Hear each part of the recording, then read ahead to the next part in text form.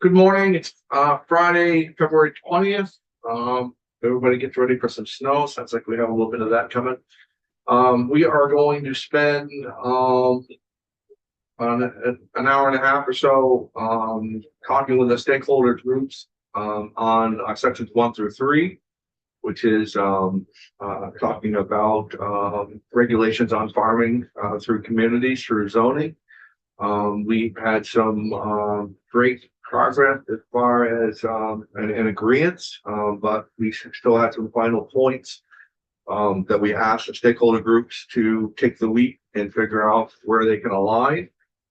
And just to be fair, we are going to listen intently, but the intent of this committee is by day's end is to understand where we're going to be. We are going to finalize this section, and by Tuesday of next week, we will have that language cemented in because we are working down through our miscellaneous ag bill, and that is the prized piece of it as far as we're concerned. So, who would like to start off this morning? Want me to go? Or whoever would like to start off agreements amongst the stakeholder groups, and I'm fine with whoever wants to.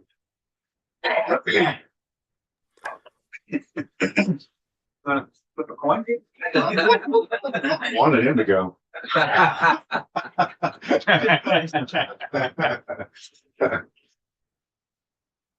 Good morning. Good morning. Thank you for coming in. Sure. Steve Collier from the Agency of Agriculture. Thanks so much for first taking so much time on this bill and on this provision. We agree it's incredibly important, and for your patience in allowing all the stakeholders to continue talking. Unfortunately, although we talked a lot, and I think really all of us in good faith tried to come to an agreement, we didn't quite get there. I think there's still that possibility, but I'm very sensitive to the time, as you just mentioned, Senator. And so I think is it okay if I sort of level set to how we got here and then talk about what remains in dispute? Absolutely. I think that would be helpful, and the floor is yours. Okay, thanks. So as you all know, the reason we're here is the Supreme Court decision. And the agency's first inclination, like I think many people, was just to undo the Supreme Court decision because its interpretation was never what the legislature. So that was our first request, was just let's go back to where we were, because this wasn't intended. This should be fixed. We talked to the League of Cities and Towns, and they had some concerns about the status quo. And when we talked to about their concerns, we felt that some of them were legitimate. So that to just push to go back to where we were wasn't necessarily the right thing to do. And it might not be politically feasible either, because it wasn't as clean cut as where we were was perfect. We do think where we were mostly worked and was fine, but on the margins, there were some issues. And those margins we've talked about before is that in order to be farming, to be excluded from zoning, the standard was you needed to have 4 contiguous acres. So there really didn't seem to be, there still isn't really any concern about farms on, generally speaking, on farms on 4 contiguous acres. But the other way that you could be subject to Agency of Agriculture regulation and not to municipal zoning is you had to be a commercial farm, but you could be on no defined amount of acreage if you had $2,000 in annual sales, or if you had to file the Schedule F. So those requirements are fine most of the time, but pretty squishy at the margins. So we talked to you about the goats in the basement that we had on 1/10 of an acre. And there's some other examples with chickens in very densely populated areas where you could sell eggs. And the case that went to the Supreme Court was ducks and eggs on 1/2 an acre and $2,000. And so we always knew that at the margins, we were a little bit vulnerable, but we were also very reluctant to raise the requirements, because then if you don't meet the definition of farming subject to the required agricultural practices, there's no protection from zoning. So of course we want people to be able to farm, want people to be able to grow food, want people to be able to do that without any more layers of regulation than is necessary. And most importantly, we want all farms across the state to be treated the same. Farms, as you all know, face many, many, many challenges. And adding another layer of overlapping regulation something that they don't understand, something that they haven't had to address while they're navigating, labor issues, floods, drought, um, pests, falling commodity prices, losing their land. I mean, we've got to keep in mind the backdrop. We keep losing ag land. Our farmers keep getting older. So everything that we're doing is trying to make farming as possibly viable as it can be. And whenever you add more, that's just another layer of farms to navigate. And we think again that it's worked well. Farm towns have never zoned farms. But I know in general, there's never been a reason to. There are always cases at the margins, but the general structure was effective. But in talking to the league, we wanted to agree with them. We wanted to come to a compromise that would come, so we could all come to you and say, look, everybody thinks this is fine. And so in doing that, we recognize that not having any land being farming can cause problems. And if you have 30 pigs on a half acre, you might be exporting your manure, so you might not be violating the RAPs, but you still might be causing quite a lot of problems in your neighborhood and ones that we can't effectively address. So that's where we came up with the effort to compromise was say, okay, we don't want you to regulate farms, but we understand that livestock, especially livestock, needs some land base in order for you to be able to manage the nutrients in place.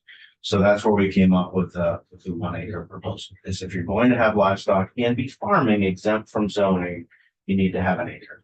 That doesn't mean you can't have livestock on less than an acre, but on less than an acre, that would be up to the towns. Some towns that perfectly fine, they don't care. Other towns, if they're densely populated, they may not ban it, but they may regulate it, put on some requirements. So that's sort of the first step we took at compromise. Let's agree that you need to have some amount of land to have livestock. So that dropped it. It used to be you needed 4 acres to have livestock or be a commercial farmer. That actually dropped the standard from 4 acres to 1 acre. You don't have to be a commercial farmer on 1 acre as long as you've got enough land to manage the livestock. You used to have 4 acres for commercial. This is dropping it down to 1 acre, but you need to have enough land for the animals you want to manage. The other thing we did in the league agreed to this, which was fantastic, is, as I said, a lot of our concern about raising those standards was boxing people out of protection. And so, which growing food does not create the same issues as raising livestock. And so we proposed to the league and they graciously accepted, why can't we just exempt growing food plants, regardless of whether you're farming? You don't need to be a commercial farmer. You can grow your own food and that's not going to be subject to zoning. So that completely, a lot of farming is just growing food, separate from livestock. So that took zoning completely out of that equation, regardless of whether you're commercial, regardless how much land you have. So that was wonderful. To us, that's a great clarity. I don't think towns were regulating that anyway, but to make it clear that if you have like a 1/10 of an acre and you grow some food on it, you can. And that's important protection potentially, depending on where you are.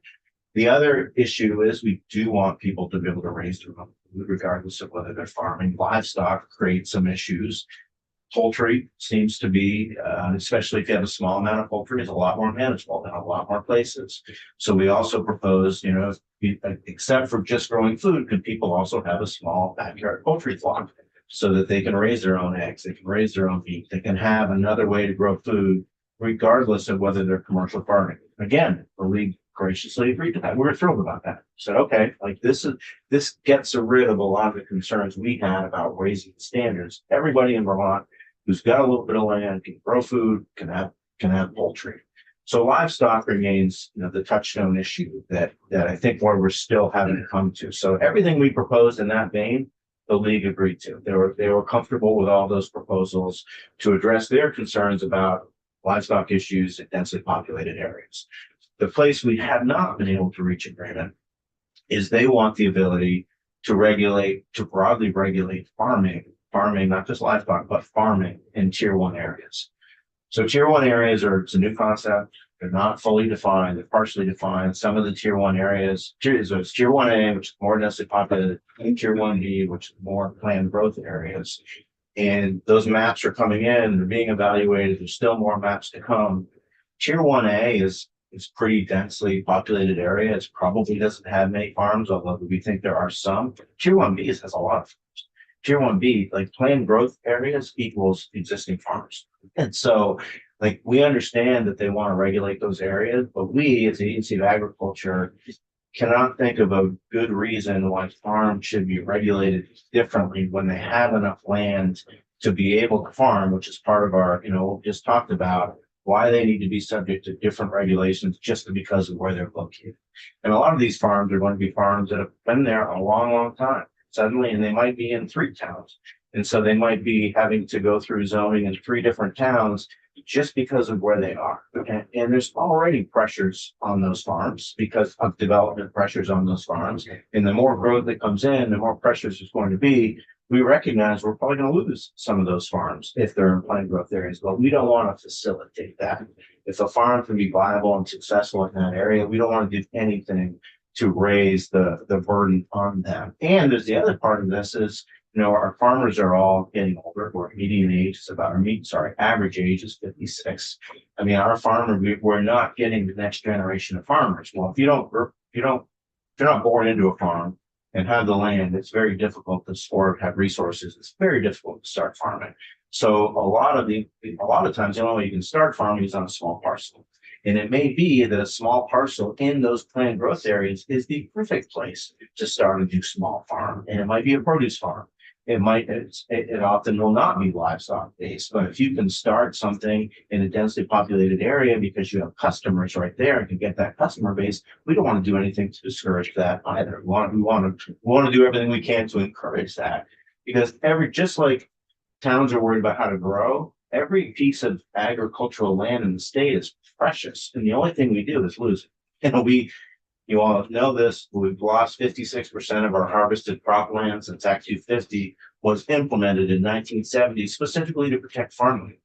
In the last 5-year census period from 2017 to 2022, we lost 11% of our agricultural cropland in Vermont. Like, we're not gaining it, we're losing it. And that's going to continue despite all of our best efforts, but we don't want to facilitate that. We also don't want to tell farmers what to do with their land more than we have to. But so there's this balance. We completely understand the league's concerns, and so what we've been trying to do with the league is to try not to be overbroad. We think so. The things that they want to be able to zone are in statute, and it's things like, and these are things that they can zone other institutions, and we understand that. And graciously, they're saying they don't want to ban farming in those areas. They just want to be able to regulate it. But it's a list of things like setbacks, which we already regulate and already have to meet town standards unless we grant a variance. But it's things like screening and lighting and landscaping and density and yards and courts. This whole list of things that have nothing to do with farming. And the reason they have nothing to do with farming is because towns have never regulated farming. So it's like it's putting a round peg in a square box, and it just doesn't fit. So we've been saying we're not opposed to you taking authority in densely populated areas when uniquely, which is why we came up with a 1 acre proposal. But let's make the regulation fit the farm instead of just saying we don't want a farm that's trying to put up grow blueberries and sell their blueberries on the stand and have to worry about landscaping and screening their blueberries or whatever. And the town might not do that, but if you give the authority, they can. And in some towns they might. So Josh Hanford and I had, I thought, a pretty productive conversation yesterday after we all met. And what we proposed was, we understand it seems like livestock is the issue, right? And there are some livestock in densely populated areas can cause problems. Our regulations may not always be successful at addressing that problem. Can we limit the scope? Can we make it that perhaps in tier 1, that towns have the authority to regulate livestock when they're causing a public safety or public health risk? And that if you do that, maybe there's a little bit of process where you come to us, ask us to address it. If we can't or won't within a timely period, then towns can apply zoning to that issue.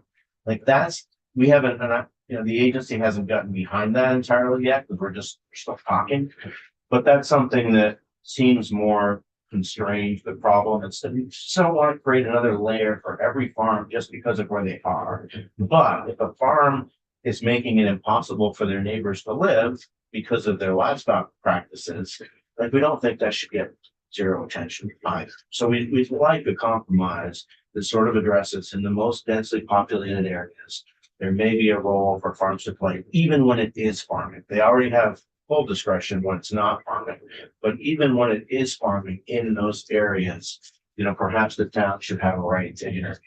And there's one case, we all know about it. We're talking about it on Tuesday. Perhaps. So I think it's be a good thing as you guys are trying to flesh that great out.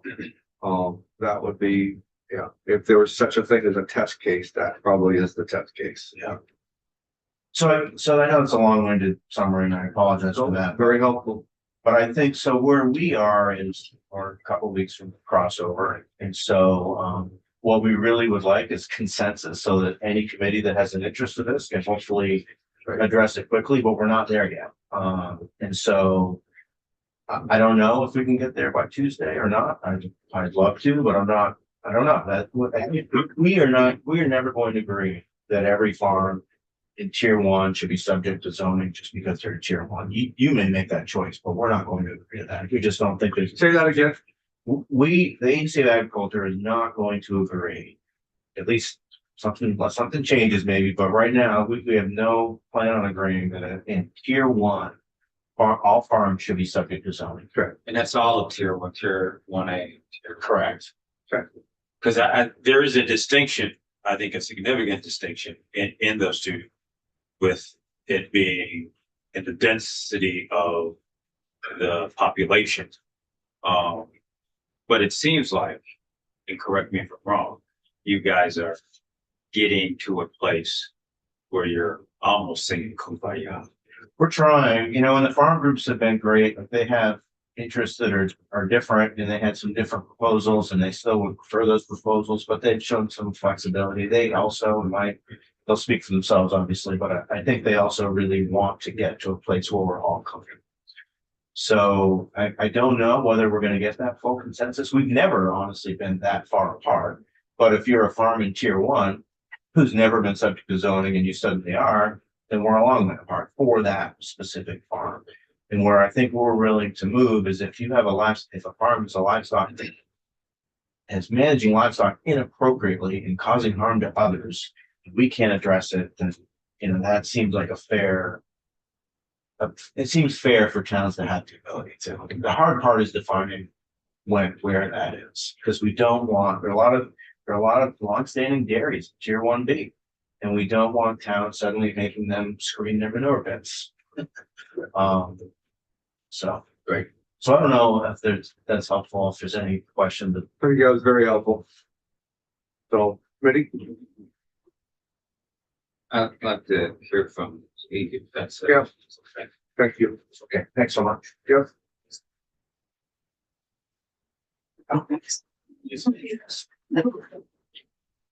Good morning. Good morning, Scott Hanford, Blunt Legacies Towns. Thanks for having us back. And yes, there's been lots of conversations. We've had many of lunch meetings with folks over the last few weeks. And I do think there's been a lot of compromise and we're very close on a lot of issues. The right to grow food language, I would say all the groups are there, essentially. Any types of vegetables, any type of fruit trees, any type of sugar trees, and hens, backyard poultry. There were some other animals that folks wanted to add in, and it's just, we can't just pick, because if it's not listed, it doesn't mean it can't happen. It just means if we're listing it, it means you must require it, municipality. And when we reviewed, there isn't a municipality in the state that doesn't allow backyard chickens. And so we put that in there. I think that language, which is new, it's a new right to grow food everywhere that a municipality can't prevent, which we think is positive. I think we're there on that language. I think Steve described the process and the differences quite well on these densely populated areas. Unfortunately, we don't have another term other than tier 1 right now. It used to be designated downtowns, designated village centers, but the laws changed and everything's being put into tier 1. And the difference between tier 1A and B is actually they all start as 1B. And all those areas are eligible. And then towns, cities likely, probably just 10 TIF districts, will select to be tier 1A. So we're talking about the same mapped land that the RPCs are doing which is mapped because there's water and sewer, and because there is a plan for growth, and because the state has said you must allow a minimum 20 units per acre. So there's going to be high-rise apartments in these areas. You must allow any type of housing. You must allow emergency shelters. You must allow a number of issues in these areas. So these are the areas in Vermont where land values are going to quadruple and where density is going to be pushed in the grand bargain of Act 21 to helpfully relieve pressure off the rural areas. So it makes sense from our perspective that these are the areas that also receive Act 250 exemption for everyone. So now every use will be on the same playing field as agriculture with exemption from Act 250. So there will have to be someone deciding who's building, whose impact on the neighbor is appropriate. And if they all have exemption from Act 250, well, farms are going to face that same pressure with they might complain about what their neighbor is doing to them as well. If there isn't municipal zoning to call those balls and strikes, who is?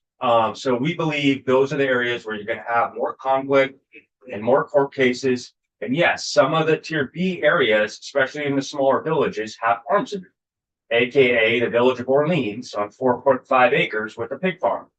That has so far not been addressed by the way agriculture regulates it. So the farm municipalities have regulated farms, full regulation with zoning for the last 10 months. That's the law of the land right now. So far, the village of Orleans has moved forward with zoning enforcement to deal with the pig farm that the village is in uproar around. That's the only actions that are trying to address that problem. So, you know, we can't support something that doesn't allow that to take place, that enforcement. It is also true that in these areas, maybe we can get to this language, as Steve mentioned, that we can refine these zoning and land use regulations that are more tailored to farming. So we're not having a standard set of what municipalities can enforce in land use zoning apply to farms as well. That may be how we reach this compromise, because as Steve said, there are conflicts with livestock and maybe some other uses. And if it's in these dense areas, we should have a way to regulate everyone fairly. Someone that's next to a farm, that's next to a daycare center, that's next to the fire department, there's got to be some rules that can apply to keep people safe. And just follow sort of common sense. And that seems to fall to municipalities in these areas.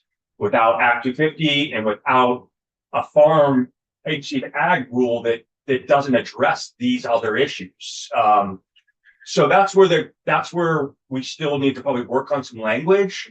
You know, the only hesitation I think we have is that if we start coming up with new terms, new definitions for what new zoning concepts are, it's untested. It hasn't, you know, these existing definitions have been tested time and time again. They've been tested. They've been held up in the Supreme Court. These are the things that the courts, the lawyers understand is what municipal zoning is and how you can enforce it. There could be some risk if we come up with new terms and new definitions and we're sort of defining that and working out as you go, that it won't protect either municipality or agriculture because someone will test it and there'll be new court cases. Maybe there'll be anyways, but so the other issue that sort of we put on the table in language to try to address existing farms in these tier 1 areas is exempting existing farms. Okay, if you're doing business there, we don't want to change the rules on you. You've obviously been doing a good job of maintaining those relationships and those neighbors because we haven't heard about, you know, great conflict, with the caveat that farms in these areas that are under current zoning action not be exempted. So that would be the Orleans case, and the Essex Junction case. That's it, that we're aware of. Otherwise, we'd be open if we can get tier 1 authority not to ban farming, actually to ensure it can exist, but under the same zoning regs that every other property owner has to follow in those areas, because people live in close proximity and there's a lot of competing interests. It's not the same as on the rural parts of town, they're zoned differently. And so, that's where we are. I think that it sounds like the agency is finding a way for tier one areas to maybe embrace that concept with some parameters on what could be the municipal zoning areas of enforcement for municipalities. I won't speak for the farm groups, but I think they're on board with that as opposed to going with the agency's original proposal as a 1 acre anywhere and under any municipality can regulate it. That seems like not really narrowing to where the problems are, maybe capturing another set of issues out there. So again, everyone has worked really in good faith to try to find a place for us all to agree to and not make any problems worse that are out there. And that's sort of where we are. So it sounds like between you two that you guys haven't worked out, other than some language, maybe we're gonna be able to put together on Tuesday, maybe, about farms that are in 1A areas that are a problem. It sounds like you don't want to regulate farming. You don't, the agency doesn't want farming regulated in all instances in 1A areas. Doesn't sound like you're after that. It sounds like you guys are in agreement, but you're looking for a mechanism to protect communities from farms that have become more of a nuisance than what farming is defined as. That they're maybe overstep some boundaries.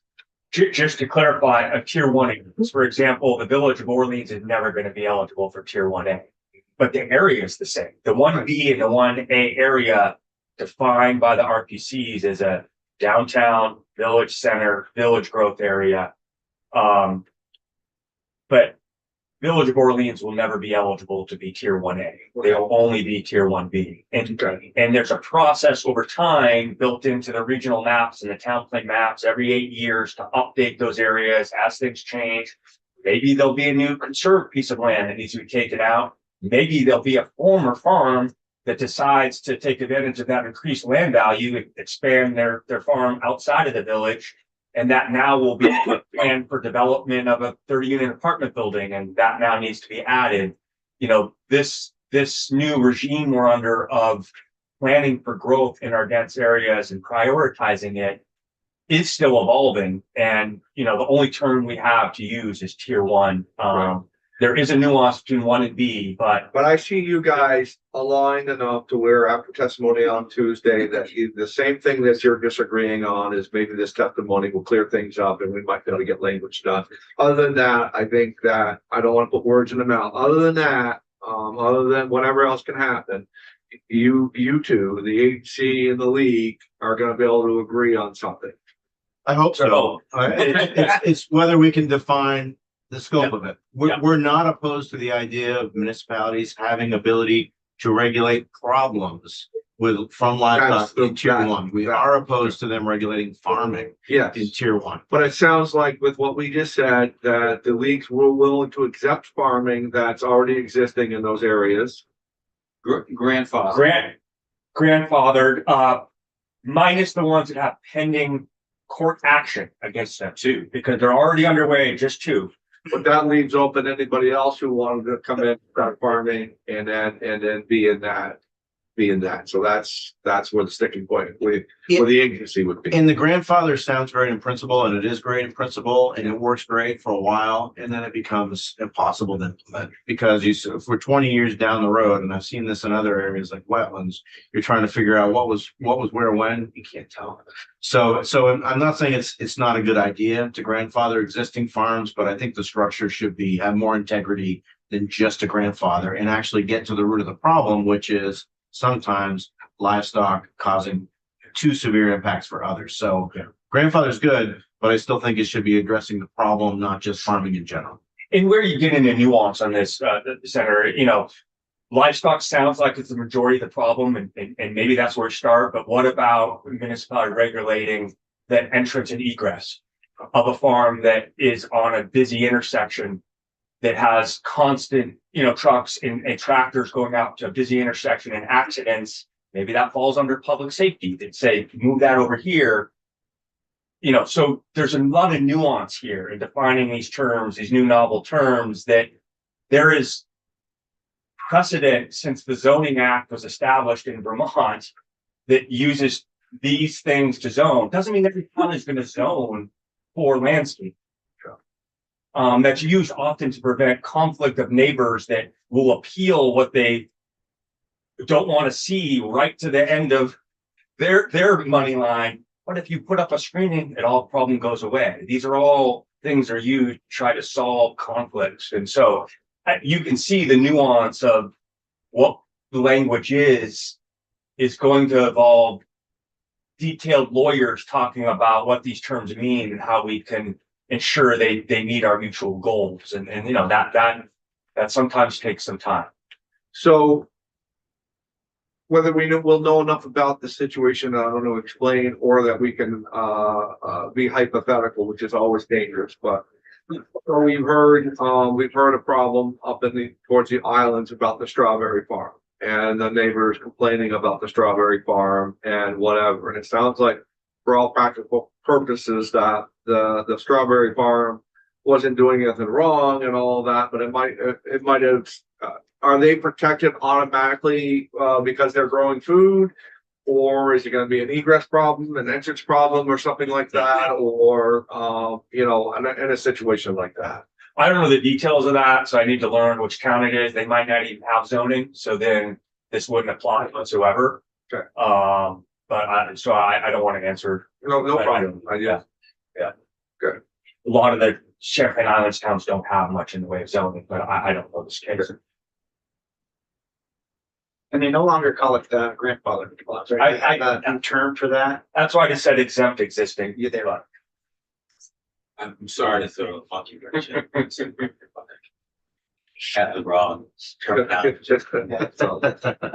Okay, committee, we've heard from the league, we've heard from the agency, anything about what we have heard and the discussions that we've had, any more that needs to be talked about before we invite the farm groups in?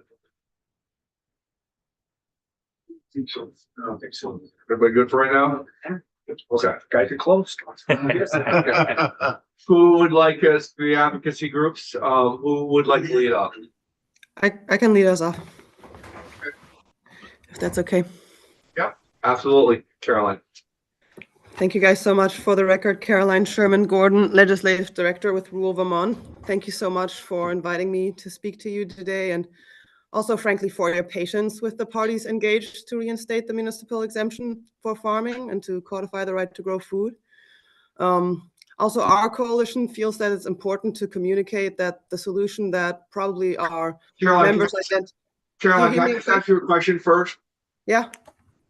Of all that you've heard with the agency and the league, and maybe you're going to get there, and I'll be quiet if you are. But are there any new issues in there that I'd at least address at some point in time in your testimony of what the testimony you've already heard this morning? So I'll let you know. Go ahead.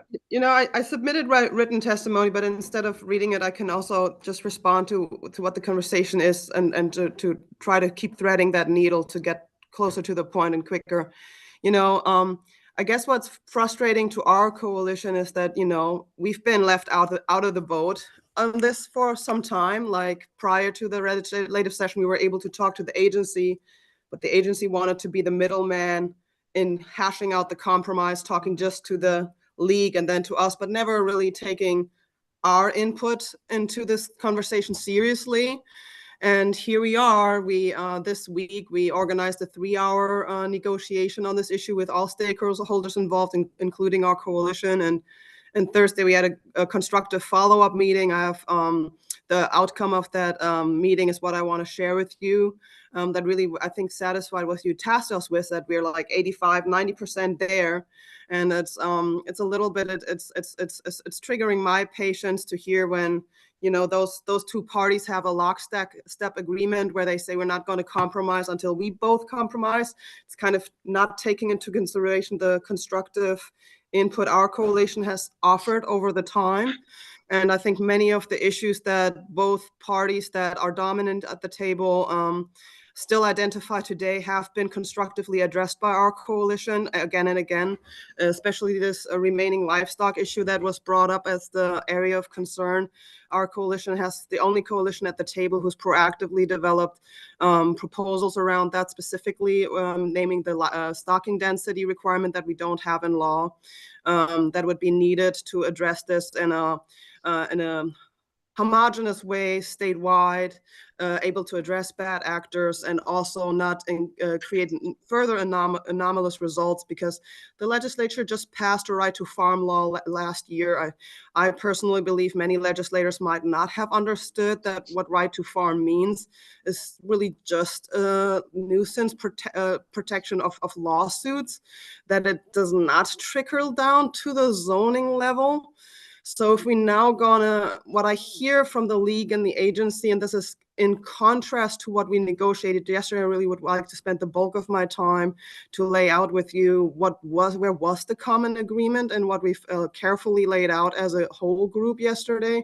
Because what I hear this morning is a little concerning to me, to be frank, quite honest with you, that if we were to allow for livestock farms municipal authority around nuisance, that would specifically go vice versa to what the right to farm law carefully established.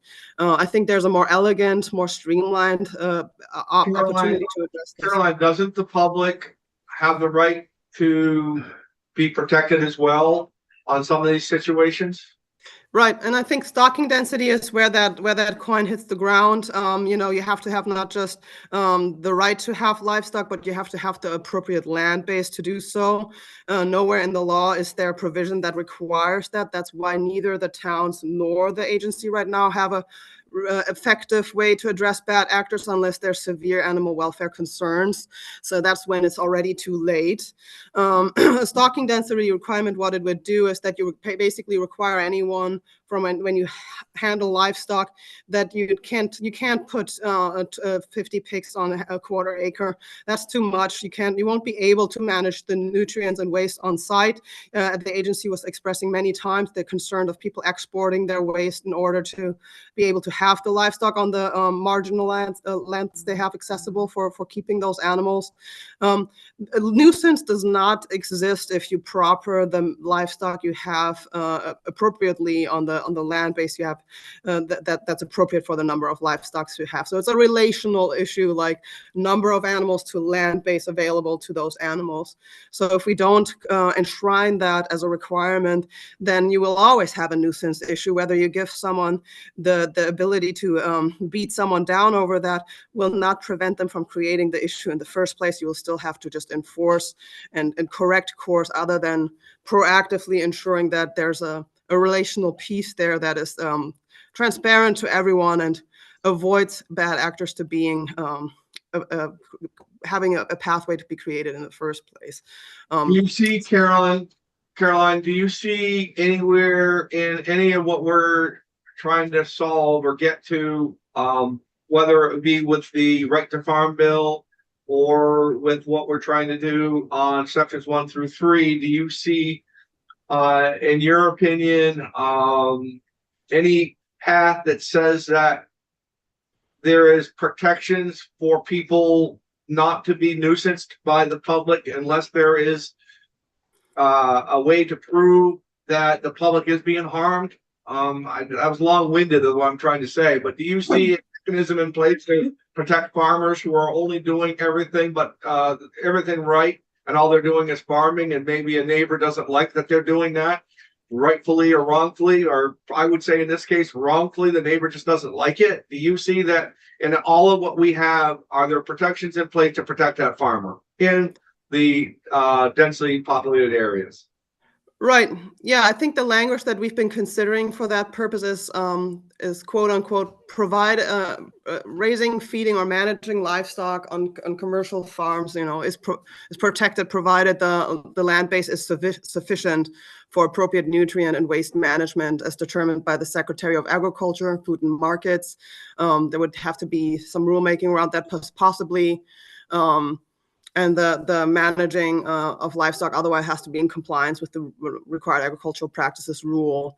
I think if we cross that line to protect the public on the terms that nuisance, you heard from many farms specifically. Nuisance is too broad of a term.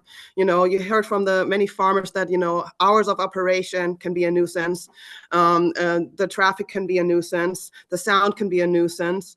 Those are all things that are germane to the success of a farming operation. That is exactly why we have a right to farm law, to protect those activities. So if we want to repeal that intent that was enshrined in law with the right to farm law just last year, then we go ahead and address this through the language of nuisance. But I think that's going to create a great deal of confusion in the state and upset many farmers. I think more elegant indeed is to work on language that would thread this needle's eye around what is the provided land base sufficient for the appropriate management of waste and nutrients.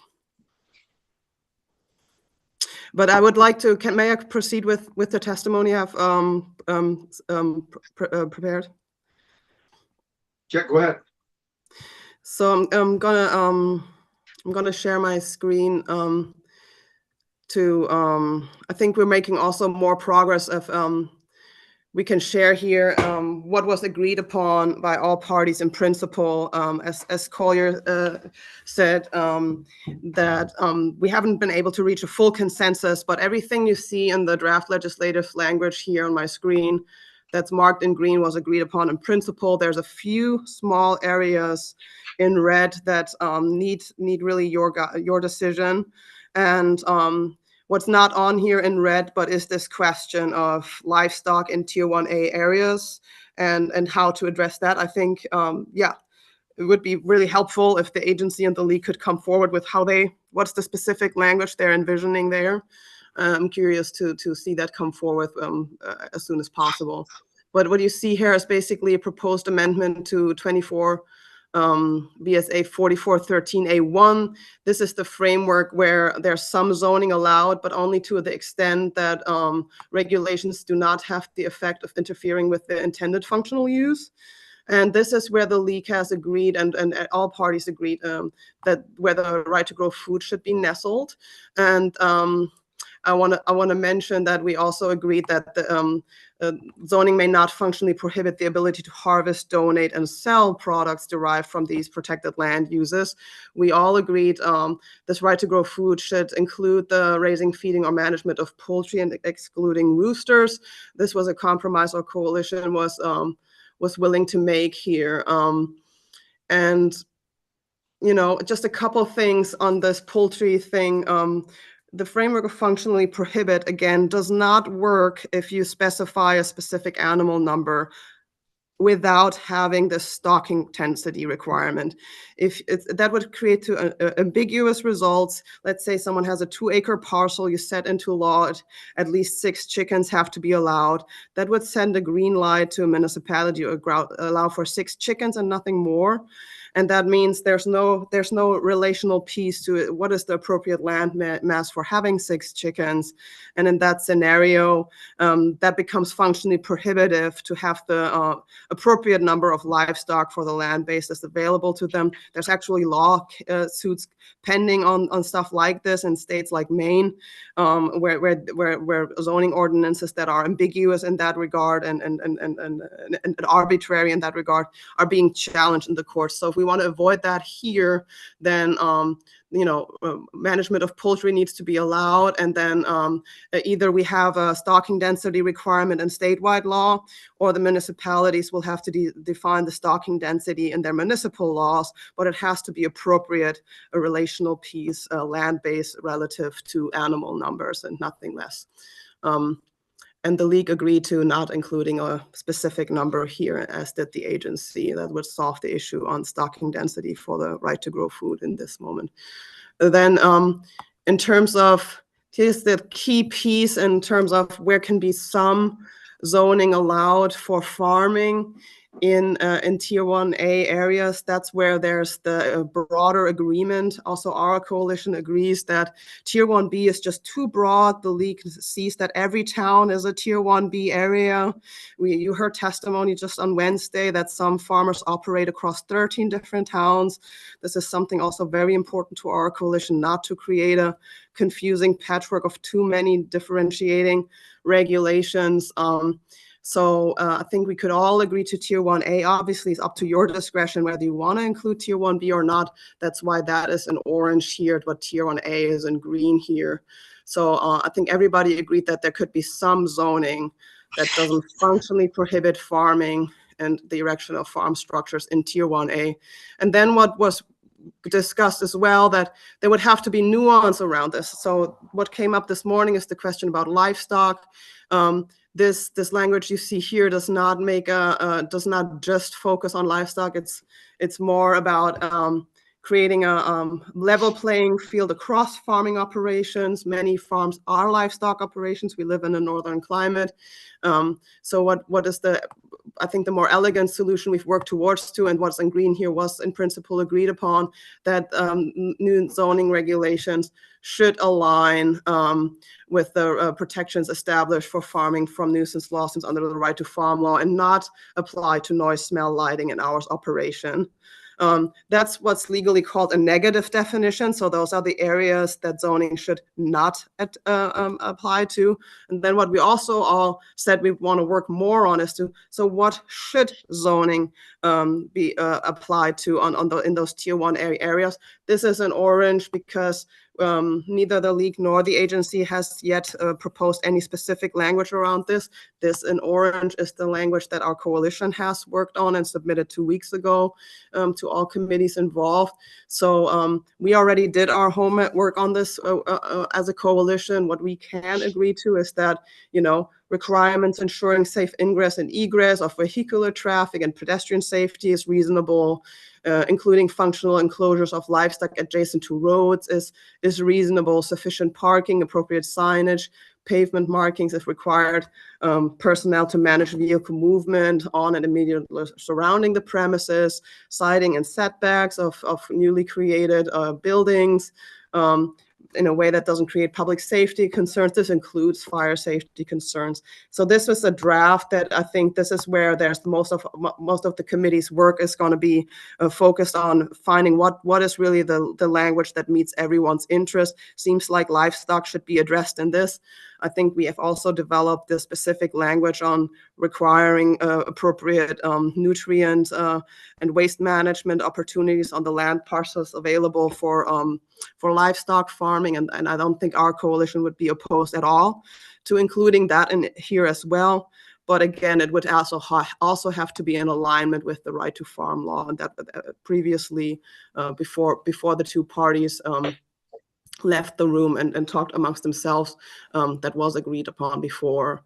And if we achieve that in Tier 1A, I think the really good news is that also everybody agreed that outside of Tier 1A, we would be able to restore the farming exemption as it was prior to the Supreme Court ruling, that we could also do that for farm structures and all the other areas of the state, which is the majority of the state.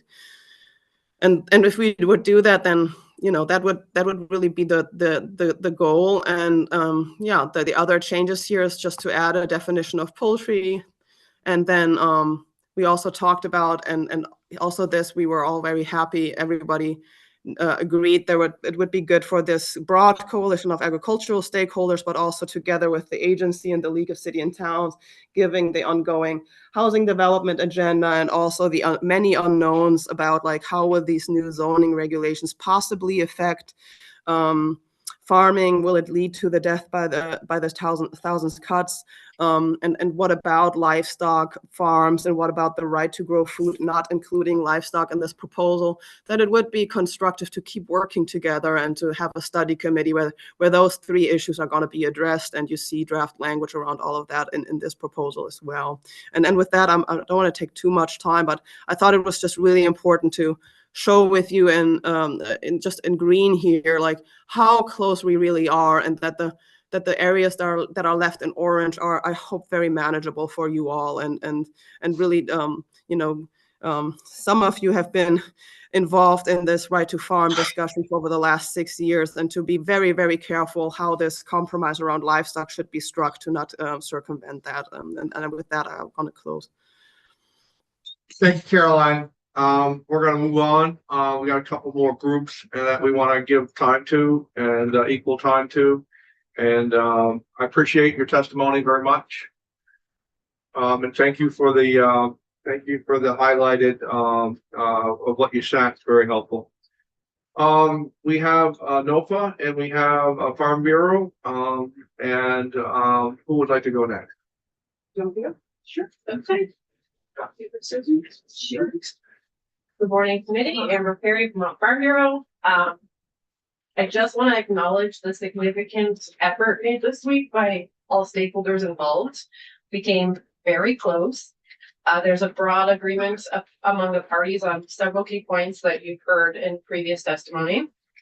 There is some consensus around regulation and where it should apply within the tier 1, and we believe that's the tier 1A.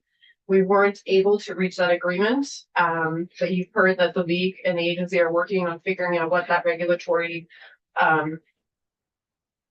could look like within tier 1A.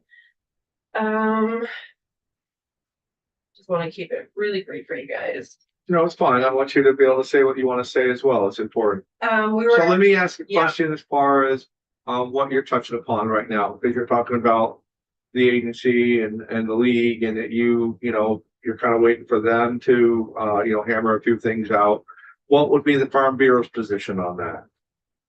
We would not want to see that patchwork regulatory authority over municipalities. Like you heard from Tucker, 13 towns, they're operating 3,700 acres, I think, cropping. Just trying to keep that really minimal. Mm-hmm. I think we're there with that, right? I mean, I think we are. I mean, I think we're, and correct me if I'm wrong, I do not want to put in words into the Farm Bureau's or anybody's mouth. But I think for what I'm seeing is that we are really just getting down. I mean, I hear Caroline's, comments about animal numbers and all of that, but which is, important as well. But it sounds like we're really just getting down to how much regulation is going to be in 1A and then obviously 1B. But I would say that Farm Bureau would not agree to 1B. Mm-hmm. We looked at some of the mappings. We see that within tier 1A mapping, we're capturing active farmland.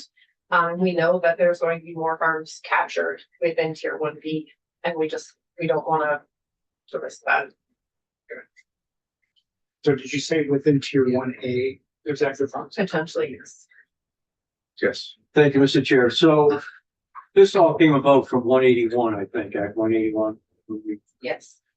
Is it LURB that is mapping this all out, or who's doing the work? LURB, I think.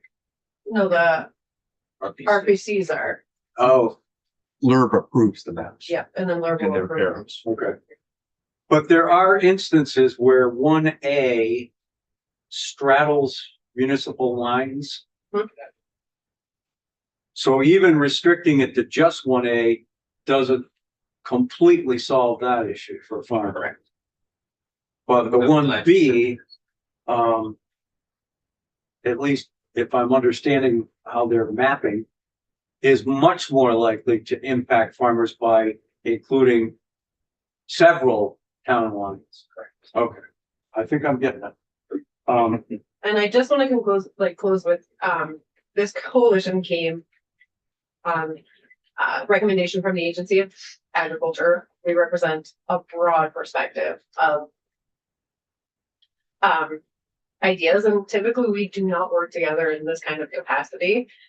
We've invested 9 months in this issue and seeking that solution because we all recognize that importance, and we will continue to work together until we get there. But we're close. Does anyone in the room know when the mapping will be done? I heard as early as December.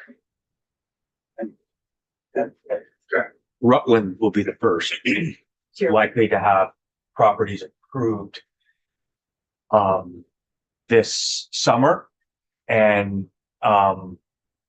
Rutland is skipping tier 1B because the interim Act 250 exemptions are larger than that and going to go right to tier 1A, which is probably going to be another year before they're eligible. And I would differ. I don't think there's a chance whatsoever that there could be a tier 1A that's touching two different communities. Unless it's touched. Rutland City and Rutland Town, or Rutland Town would not be eligible for tier 1A. There's not any eligible area on the maps for Rutland to be tier 1A. okay. Tier 1A has like a 24-step process of proving your eligibility. I think just given an incomplete mapping and the ever evolving implementations of Act 181, we're concerned about the potential unintended consequences for Vermont farming communities. Graham, you had a comment? Yeah, thank you, Chair. Brandon Strupanoff, the policy director of Vermont. I just want to declare, I think the distinction that's trying to be made is that the tier 1A or 1B areas themselves may not go over municipal lines, but that farms are still operating between different municipalities. And that we feel it's highly unlikely that those farms like Tucker saw about 13, he's probably not operating at 13 tier 1A areas, but it might be likely that he's operating in a number of tier 1B areas. Yeah. I think that's the distinction people are trying to make. So thank you for giving me a chance to speak there. And if we put the exemption in with that, protect them, I guess that's Steve or. That's the intent. An exemption. But that could be challenged, you're saying? The language that we proposed would treat farms the same everywhere, tier 1 or not. And so the only minimum requirement would be that you're 4 acres, or you have an acre in livestock, or you're commercial farming. If you met any of those thresholds, no matter where you were in the state, you'd be exempt. That what we're trying to refine to try to get the league's concurrence is that we would allow some league authority in tier 1. So everything else would be exempt except for what was specifically allowed. So ideally, livestock that are creating public safety issues, they would have the authority to regulate that. What I've heard as our agreement sort of, it seems to not be my understanding going in, because 1B, no ability to regulate 1B would not solve the Village of Orleans problem and potentially other critical problems in dense areas. And so that's just not going to be something that the league's able to support. If we can't get 1B, some caveats that restrict the type of zoning to have the minimal impact that just deal with. What we're missing, and what I believe is what we're missing. I understand. I see both sides of that very, very clearly. What we're missing is the mechanism, the language, the trip that says, yes, they're complying with all the rules of farming, but something along the way has made them and then themselves a nuisance. And that's what we're missing. We're missing that trip to that's not just a complaint from the public. Okay, not just somebody saying, I don't like them there. Oh, I smelt it. Oh, their pigs got out. Or whatever. We're missing that trip to where they are being a nuisance to the community. And I wish that we would find that. And Senator, I would contend that that's what municipalities deal with every other industry through zoning and ordinance regs. And so that's right. What's missing is farming in certain areas being covered by those same regulations. But I think what we have here that other regulations don't have is we have emotions of other people who are bothered by, oh, that poor pig is gonna get slaughtered, or that poor pig's in mud, or that, so you have that emotional aspect that's coming from the public that is triggering the complaint, that triggers the visit, that triggers all of that stuff, and that is where we lie. I believe, but I could be wrong with that. If we could find the language, the point of what is going to make that farm a nuisance in your language, in the agency's language, and the league's language, what is that language? What is that? If I may, Yes, please. That's why I want to. I shared some proposed language with Mr. Hanford last night, which is a model. And if they're willing, I think we could work that out. But they may not be. And I understand we're not willing to say that farms should be regulated like everyone else in tier 1. Maybe the league's not willing to try to narrow the zone. But if there's a way to narrow the zoning to the actual problem, we're amenable to trying to do that. And I think we could craft the language. And I did send a proposed draft of that one. Correct.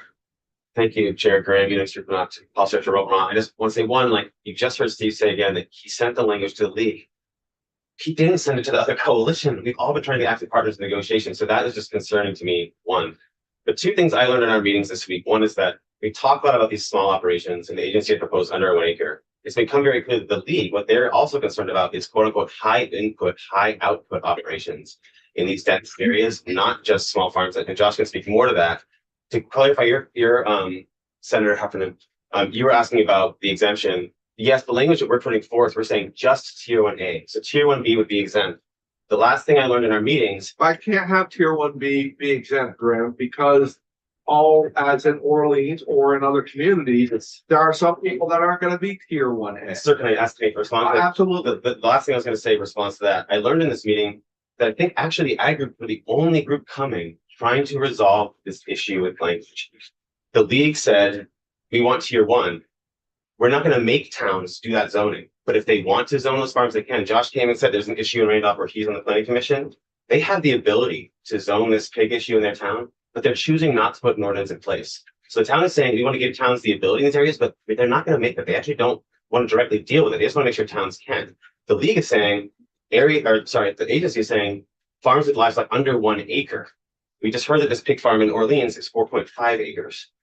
What we have come, I think we're the only ones coming forward with language which says we want to empower the agency. We even asked in emails, what powers does the agency need? You have the expertise, you have the resources. What do you need to actually deal with these bad actors? Well, and I think just knowing a lot more than in the Orleans issue is that everything's just not the way that it is sometimes. And they might have 4.5 acres which protects them under the right, that they're over 4 acres, but it isn't the right 4 acres. There's probably usable on that after the structure. There's probably usable, not even an acre of land, and of what they're trying to do. So it's not always as clear as just saying, okay, 4.5 acres, let's exempt them from everything. Well, exactly. That's why I think we offered language we want to empower the agency to deal with those circumstances. Because like you were saying, we recognize that we can't have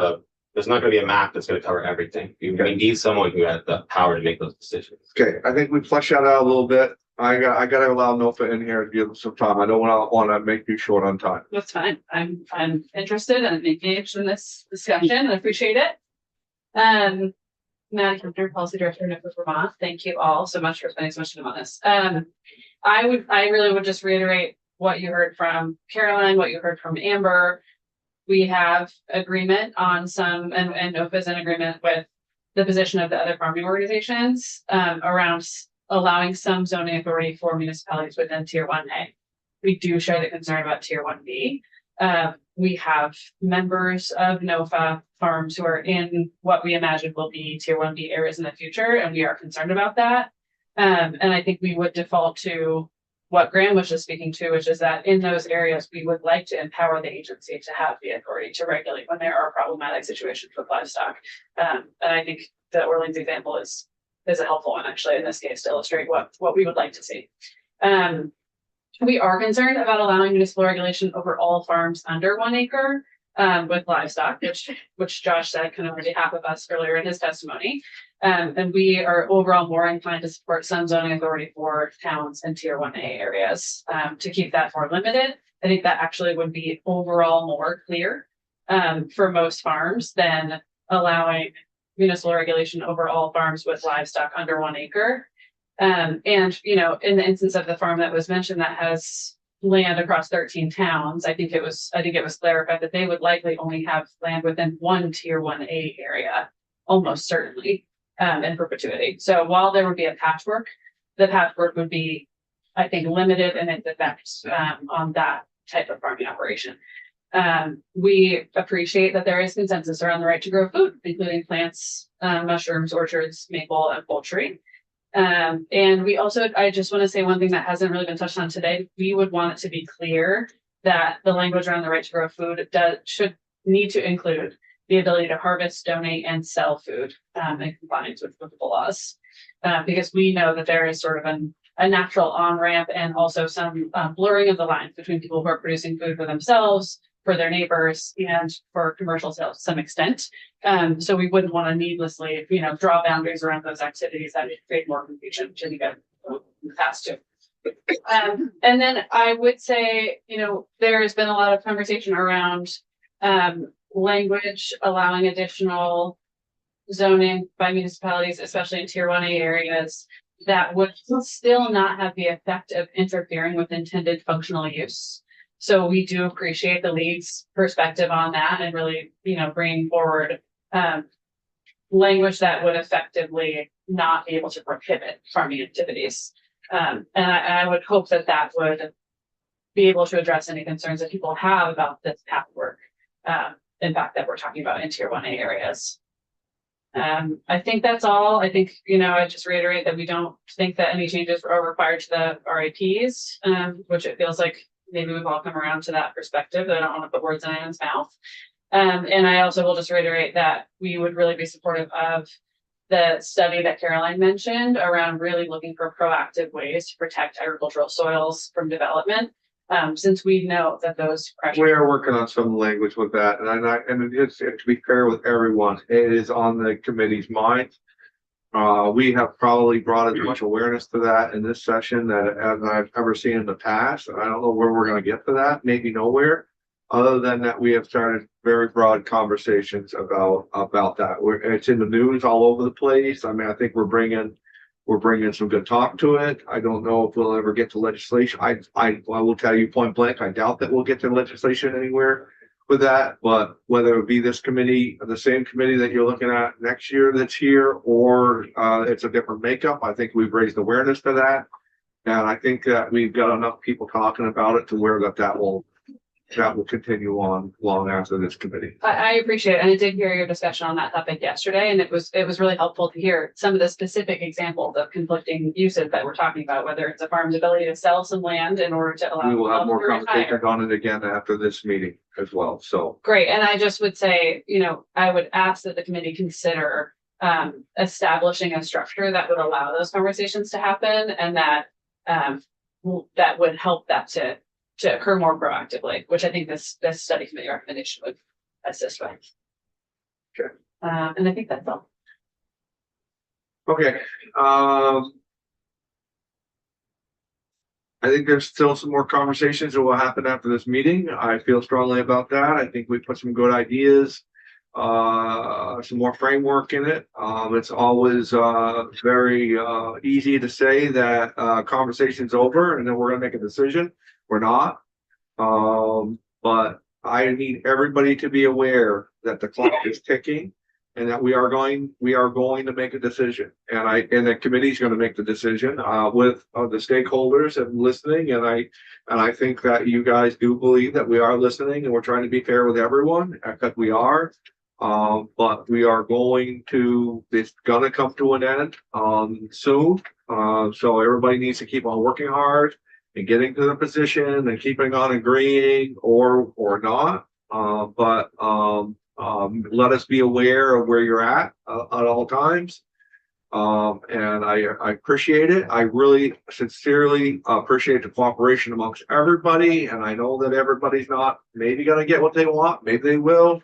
But I do sincerely, it's been mentioned already a few different times by all of you. For where we are now versus where we were in the past, we're communicating in a way that we have never communicated since I've been in this building. We are communicating in a way that I've never seen. And I'm appreciative of that. So let's keep on doing that. And let's make sure we do everything we can do to protect farmers. So everybody, yep. And point in case what you're saying, Chair, is that if we do nothing, we do not pass some type of legislation, it's going to be worse for farmers. So it is important that it might not be perfect, but we do have to get something Well, through. it's a lot like what we did with the right to farm. I wasn't happy 1000% with the right to farm. But it's something that we tried to get through this building for a long time, and we got it. And it doesn't mean that we can't keep on improving it. But I agree wholeheartedly, Senator Heffernan, that we need to make sure that by the end of this legislative session and by crossover, that we have the bill out that can be. It doesn't end there. You guys know what happens. It goes across the way. There's still talks to be had, but we need to make sure that we get it out of here. So they can be properly. Yes, So I would just encourage the agency and the league to include whether the farming stakeholders want to have one person representing in the ensuing conversations that we hope will be taking place this weekend, that those folks be heard and included. Can I make a comment on that or not? We've been consistently talking to everyone. When I go to the league to try to float something, to include a bunch of other organizations is not productive at that time. No, I get that. If I can get the league to talk, then it makes sense to bring everyone in. And that's it. It's just, you can't talk with 12 parties at the same time. That's not that. Then we wouldn't have talked last night because I couldn't talk to all of you, so I understand, but and the first thing I did when I saw Amber was tell her about the conversation last night. We're not trying to leave anyone out, but you can't negotiate with 12 people at the same time. Always. That's all. Has everybody said what they needed to say today? Okay. I want to thank all of you for how hard you're working. I appreciate it very much. All right, Biddy, we'll take a break. You were sitting with them. We're back at 10:30.